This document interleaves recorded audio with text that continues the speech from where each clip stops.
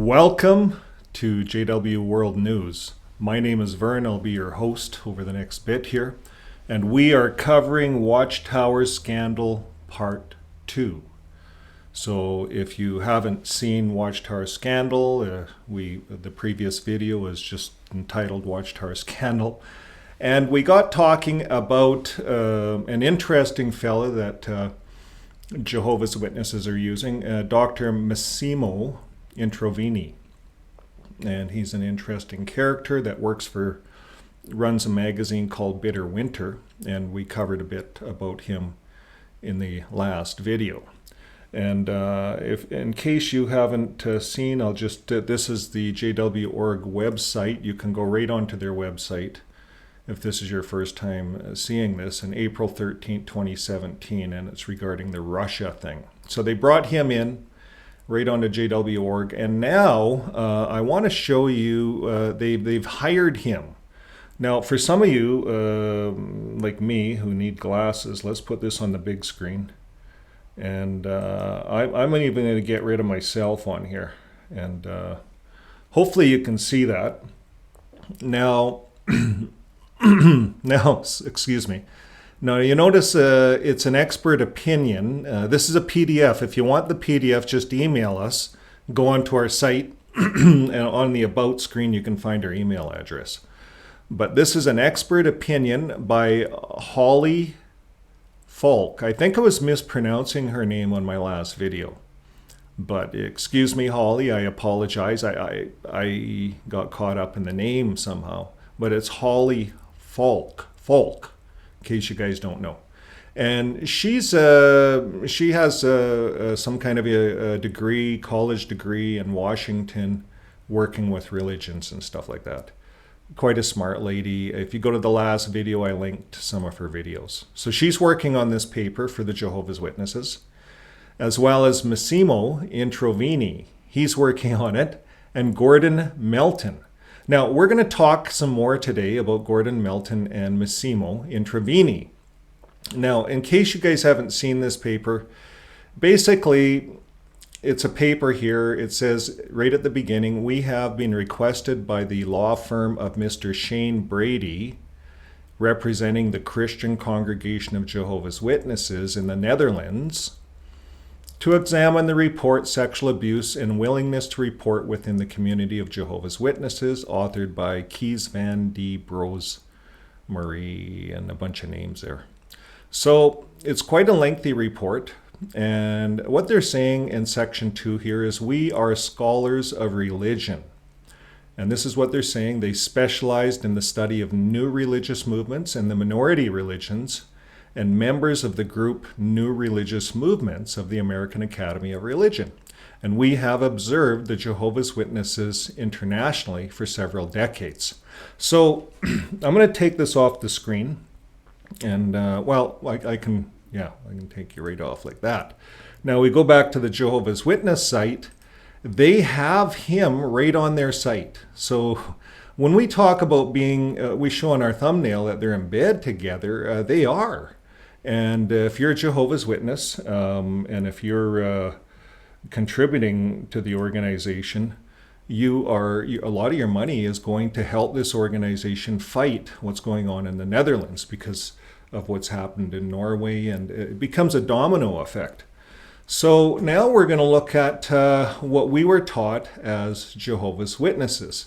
Now, as Jehovah's Witnesses, when it comes to things like vampires and spirituality and demons and ghosts and things like that, what comes to your mind as Jehovah's Witnesses or ex-Jehovah's Witnesses? Well, I plugged in vampires just into the Jehovah's Witness website here, and it comes up. It's all over, like we would think, right? As a bad thing. And I'm going to play you just one video here.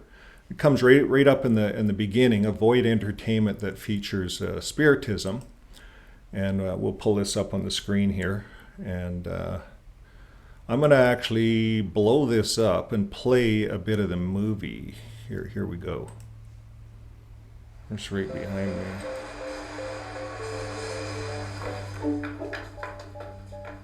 Now I'm going to speed it up a bit and get to the 1 minute mark.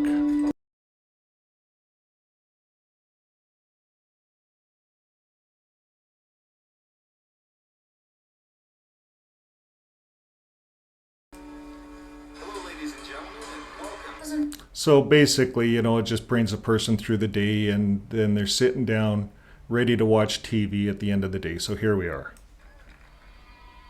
Wait, this is the show everyone at work has been talking about. It's supposed to be great. But it looks really spiritistic. Vampires, werewolves, witches are all associated with the spirit world. So if our entertainment involves any of these, we might meditate on Psalms 97:10 and ask ourselves, do I really hate what Jehovah hates? It doesn't look that bad. But I know Jehovah hates spiritism, and I want to hate what Jehovah hates. That verse also says Jehovah will guard his loyal ones. I want to show him that I'm one of his loyal ones.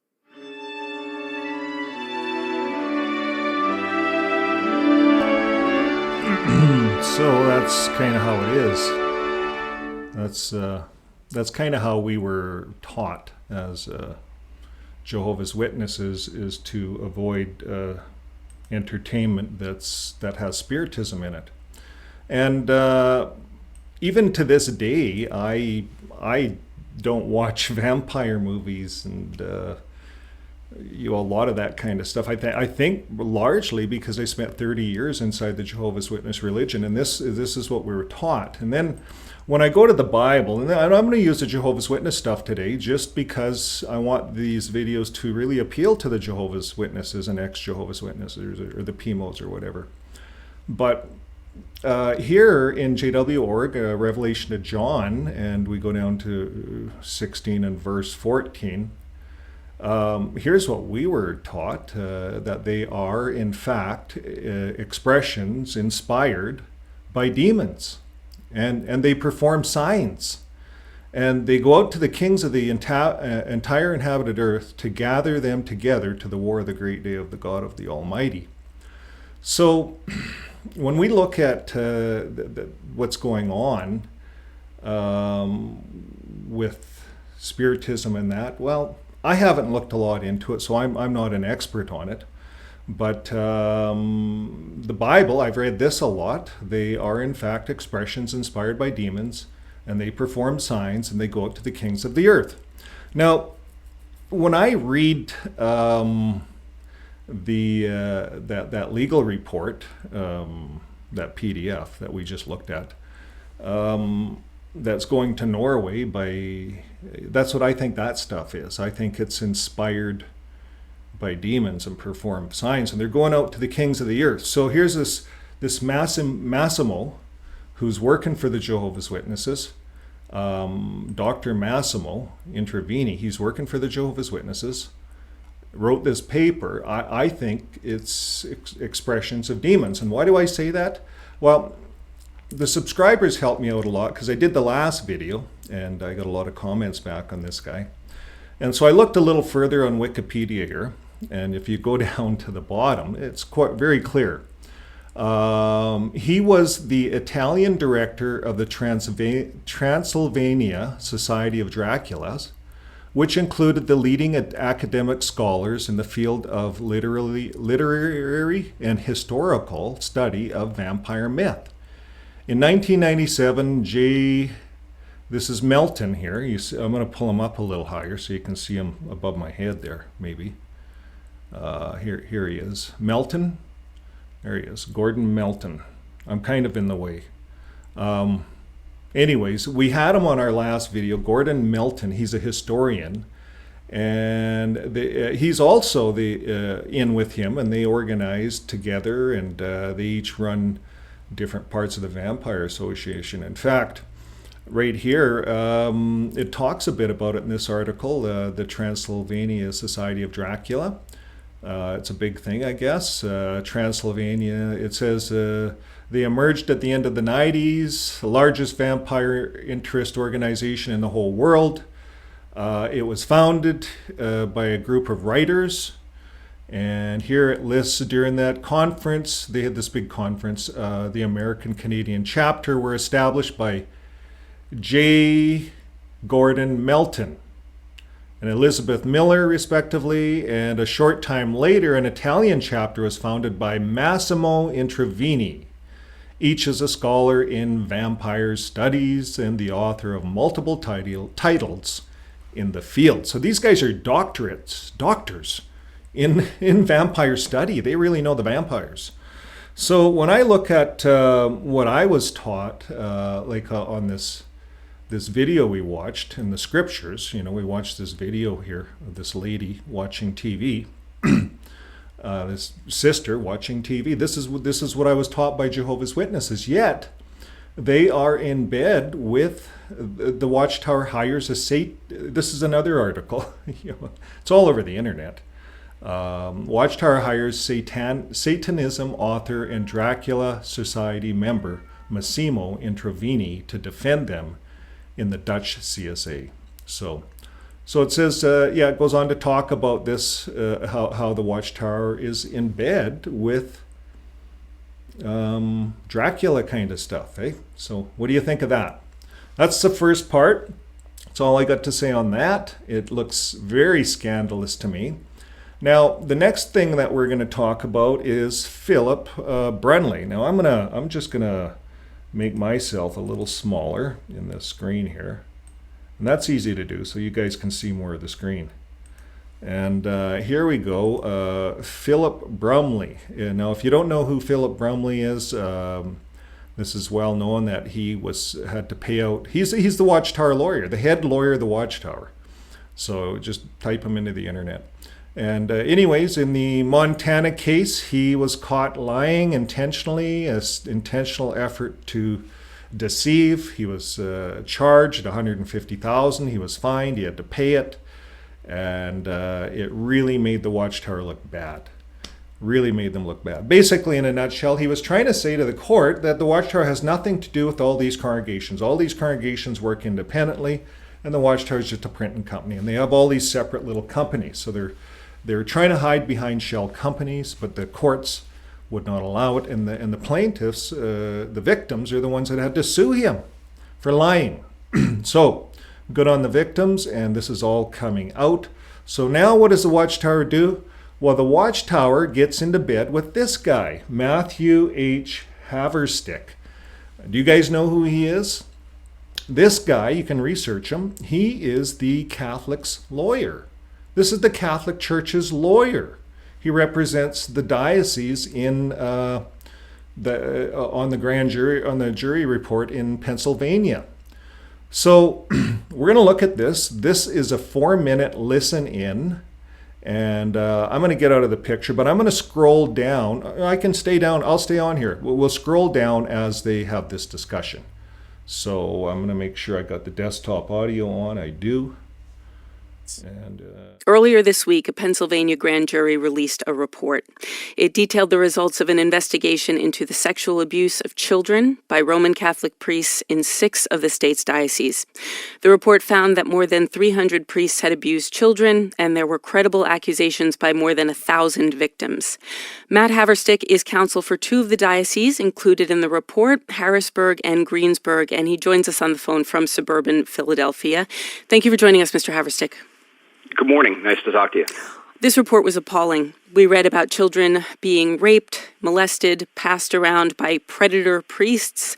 You represent the people who led the diocese. How do they explain what happened? Well, I think they start by apologizing for what happened, and they have. I mean, bear in mind, it is awful. It's a horrible read. It's shocking. But it is, by and large, as the grand jury found, literally from the last century. That's a church that doesn't exist anymore. The church today is deeply sorry for those events, but they don't do things that way anymore. It is a church from the last century, but these victims, many of them, are still alive. And there's no way for them to get recourse because the statute of limitations has run out. Can you explain what the statute of limitations is and why it should apply here? Well, for any civil claim or criminal claims, there are time limits. Well, for most anyway, there are time limits that allow you to bring a civil lawsuit for money, or if you're the government, to charge someone with a crime. And there are victims and survivors who have claims that date back from the 50s and 60s, and their ability to sue for money ran out some time ago. Does that seem right to you? Well, I don't think of it in terms of right or wrong. I think in terms of what our state constitution allows for. The issues that we're talking about are really ones that I think are best left to lawmakers. Let's talk about lawmakers, because other states have changed laws. Many states have extended or abolished statutes of limitations for criminal prosecution of child sexual abuse felonies. Why doesn't Pennsylvania do that? Well, Pennsylvania can't. In terms of both criminal and civil statutes of limitations, there are constitutional protections and constitutional limitations that don't allow for retroactive reopening of statutes of limitations. So I think of it less in terms of something that would, can or can't be done, or rather something that's desirable, not desirable, something more that legally is just impossible. I'm citing a news report in the New York Times here from August 15th. The Pennsylvania Catholic Conference, the Times reports, whose president is Bishop Ronald Gaynor of Harrisburg, argues that a proposal to change the statute of limitations would force the people who make up an organization like the Catholic Church to defend themselves against crimes that were committed years ago. I want to ask you, is the Church actively lobbying against a law that would expand the statute of limitations and allow victims to get justice? Well, in fact, the Church is in support of the bill presently that's been passed in our Senate Bill 261, that increases the statute of limitations both on civil claims and makes the criminal statutes of limitations perpetual. Church has been for that legislation, and that legislation is poised to pass the House of Representatives, and if it does, going forward, victims will have an unlimited ability to have criminal actions brought, and present-day victims will have a statute of limitations that's vastly increased from the one that exists now. The Church is in support of that. Very briefly, if that law passes, what does that mean for your clients, for the diocese you represent? Well, it means that if there is an abuse claim from today, that the victim or survivor of that claim has until age 50 to bring a claim. And as long as present-day claims like that, claims that happen today, and the statute of limitations expanded across the board for all institutions, not just the Church, but for schools and for other institutions, then the Church is fine with that. Matt Haverstick, lawyer for the Diocese of Harrisburg and Greensburg. Thank you. Thank you. And now, more from NPR.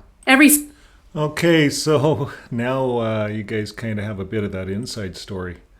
So it's interesting when we look at how the Matt Haverstick, the Catholic Church lawyer, how he's fighting for the Catholic Church, and how they're fighting on this limitations, and they're going back to old law. So this gives you a little bit of the inside story. I hope you were able to read along and see a bit of that.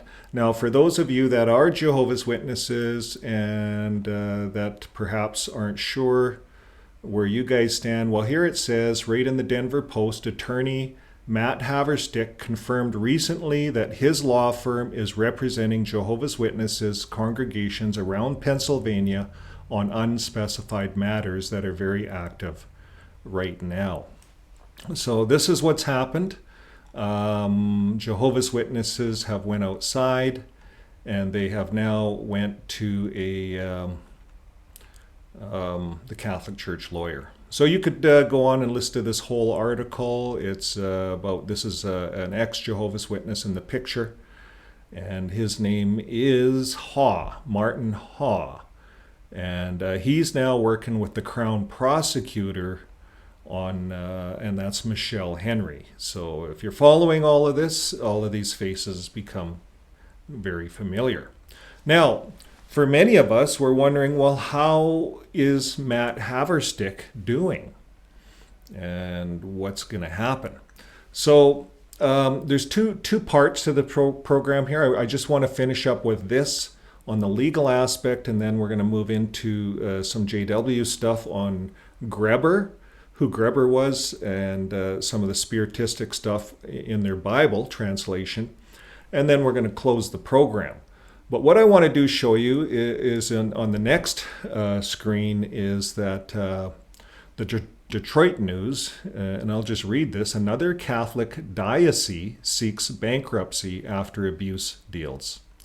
So this is what's happening. The Catholic Church is very rich, but they are now seeking bankruptcy. The Roman Catholic Diocese of Harrisburg, Pennsylvania filed for bankruptcy Wednesday, 6 months after disclosing it had paid millions of dollars to people sexually abused as children by its clerics. And this is February 19, 2020, so this isn't necessarily new news. The diocese joins at least 20 others across the United States in seeking protection from creditors through the federal bankruptcy system. But it is the first diocese in Pennsylvania to take such a step. And in August, the diocese said it paid 106 people a total of just over $12 million to compensate for claims of sexual abuse they suffered from clerics and deacons and seminarians and officials, said Wednesday. And the current total is 111 settlements. The filing in Harrisburg Federal Bankruptcy Court said the diocese faced potentially significant exposure from remaining claimants and wants Chapter 11 reorganization to provide money for unresolved claims and perform its ministry and other operations. Which I think it should just be shut down. These guys should be forced to sell all their properties and pay out everything. So let's see what else it says. The diocese told the court it had more than 200 creditors and estimated liabilities between 50 million and 100 million, with assets of less than 10 million. And it listed creditors that included 30 million loans from Pennsylvania Economic Development Financing Authority and 12 blacked out names that were represented by lawyers. Bishop Ronald Grainer said that even before the abuse scandal reached it with the grand jury subpoena in 2016, the diocese finances were in very challenging conditions. We have no other path forward to ensure the future of our diocese than to reorganize bankruptcy. The diocese serves about 250,000 Catholics and 89 parishes spanning 15 countries. Individual parishes with these dioceses are separately incorporated entities and so are not part of the bankruptcy. Diocesan Attorney Matt Haverstick said. The diocese, so Matt is not winning. Here you go. Matt Haverstick is not winning. The Catholic Church is going bankrupt. Here it is. The diocese estimates it faces 200 additional child sexual abuse claims, counting that those do not involve clergy, Haverstick said. The filings could help shield it from additional claims, said Harrisburg lawyer Ben Androis, who settled about 20 claims against the diocese and has 2 pending lawsuits, all related to child sexual abuse. So it goes on and on to talk about how the diocese is getting sued left and right. 22 U.S. dioceses and religious orders, including one Guam, have filed for bankruptcy protection, according to the group Bishop Accounting Org. So this is what's happening, folks. We are living in this time. And I want to show you the time that we're living in. It's right off the JW Org Bible at Revelation, John 18 and verse 2. And here's what it says. And he cried out with a strong voice, saying, "She has fallen. Babylon the Great has fallen, and she has become a dwelling place of demons, and a place where every unclean spirit and every unclean and hated bird lurks." So that's what the Bible says. That's what we were taught as Jehovah's Witnesses. So do you think we're living in this time, folks? Do you think we're seeing the collapse of Babylon with all these lawsuits? I do. I see it happening. Now, I know a lot of people have said, well, the ideas aren't going to change, and they might form little book studies and all kinds of stuff. But the organizations, they're taking a hit. And now they're appealing to the governments for lenience. What do you think? Do you think they deserve any lenience? You're the voice. And remember, we have a BeFree2023.com. You go on there. It's a protest. It's a licensed protest that's put on by some ex-Jehovah's Witnesses, and the whole world's invited. If you're an ex-Catholic, come on down. And the more voices, the better. It's all against cover-ups of pedophilia. The same thing that is being fought with the Catholics, the Mormons, and everyone else. And here we just had a video that in California, a judge and a jury awarded $2.3 billion for one case in the Mormon Church. Will it ever get paid? We don't know. But the courts and the judges and all of us are sick of these cover-ups. We're sick and tired of it. So it's getting exposed. The dioceses are falling. What's next? The same lawyer that's representing these dioceses is representing jw.org. Does he care? I don't think so. So let's carry on. I thought that was exciting news. Now, Greber. We were talking about Watchtower and their scandals, and I'm just going to pull this off so you can see the big screen, and reminding you that Watchtower scandal, this is the part 2, and I haven't touched on this for a while, but Greber, if you haven't heard of who Greber is, just go to jw.org, and I'll pull the big screen back in, but just go back to jw.org and pull it up. Just type in Greber.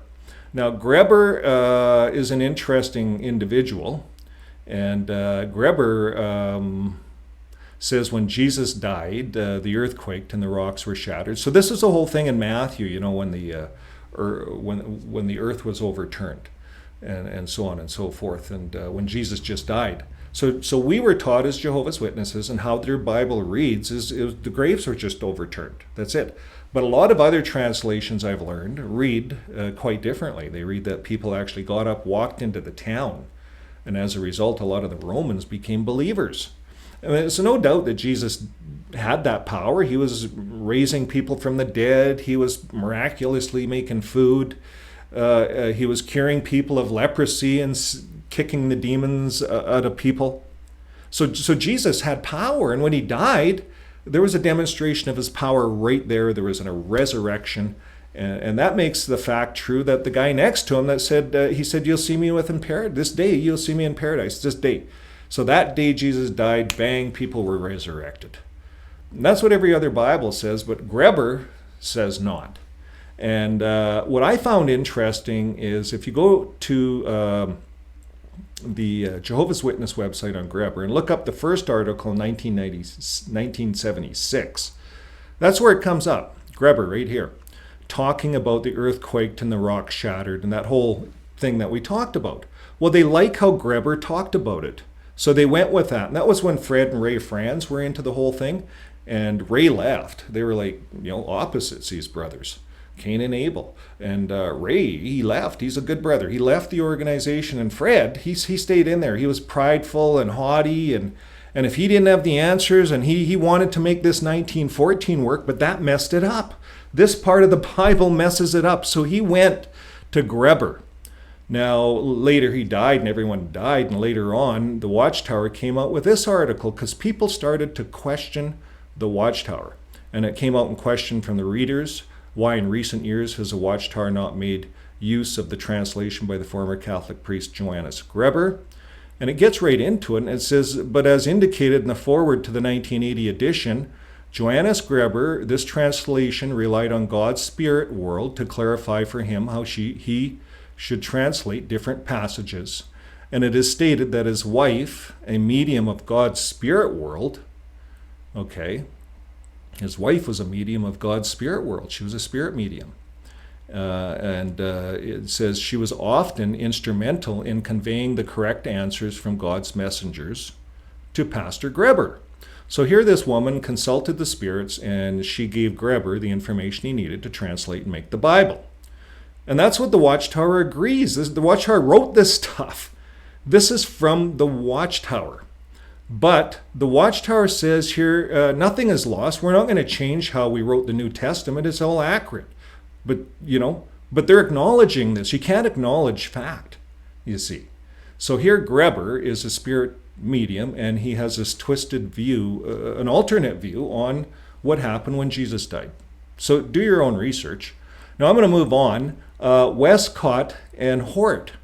This is another, I did some research and I put out a video a while ago, and you can look them up. There's all kinds of stuff on these guys. The son of the biblical text editor Westcott says, "My father was a spiritualist."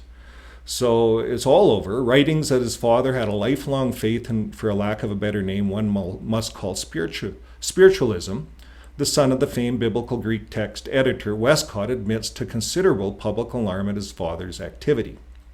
So Westcott and his former partner, Hort, were among founders of Ghostly Society in the 1850s. Fascinated by the spiritual world, their club was dedicated to pursuing knowledge of ghostly encounters with spirits. And it was also Westcott and Hort who worked together to discard the century-old majority text upon which King James English Bible was based, replacing it with a polluted text gleaned from manuscripts provided by the Roman Catholic Church. Little wonder that their text omitted many scriptures which the Pope found embarrassing. And when they were working on this Greek text, preparing to destroy the world's faith in the Greek scriptures, which had served generations, they began to worry that things like their ghost chasing would undermine their efforts. So Hort cautioned Westcott to hide their strange views, saying, "This may sound cowardice. I have a craving that our text should be cast upon the world before we deal with a matter likely to brand us with suspicion. I mean a text issued by men who are already known for what will undoubtedly be treated as dangerous hearsay will have great difficulty in finding its way to the religions which it might otherwise hope to reach." So here he said, we got to be careful with our spiritism, because maybe our texts and our influence in the Bible might not make it. And he was right. It goes on to say, building upon their fame as Cambridge scholars, the two partners convinced the world that their biblical text was better. And it was used for all modern translations, including the recent NIV, NASB, as more manuscripts are discovered. Their theories, and these are theories, guys, like the Watchtower, are being discredited, but the public is unaware of it. And just like evolution textbooks teaching old disproving theories as though they were fact, the pews still pile up with Bible bases upon disproving theories of Hort and Westcott.